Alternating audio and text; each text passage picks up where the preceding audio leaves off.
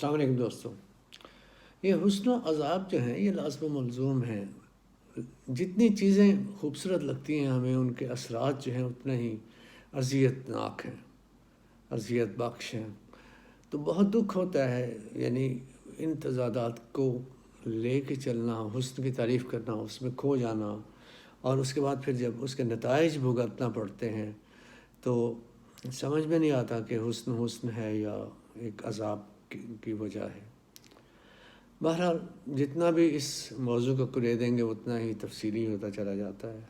تو لیکن یہ چیز بات ہے کہ یہ چیز طے ہے کہ جو چیز جتنی خوبصورت ہے اس کے عذاب اور اس کا اثر بھی اتنا ہی خوفناک اور اذیتناک ہے.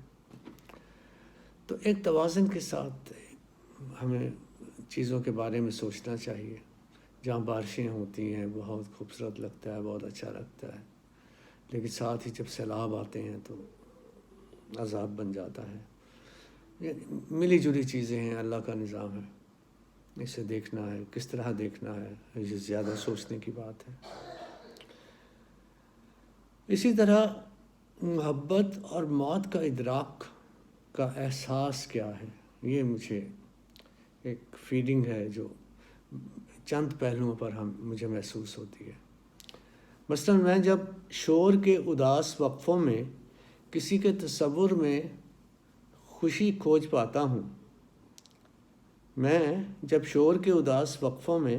کسی کے تصور میں خوشی کھوج پاتا ہوں تو مجھے یوں لگتا ہے مجھے اس سے محبت ہو گئی ہے.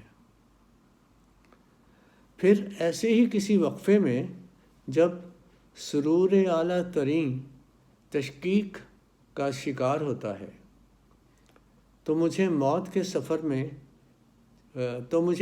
سفر پر چلنے کا ادراک ہونے لگتا ہے.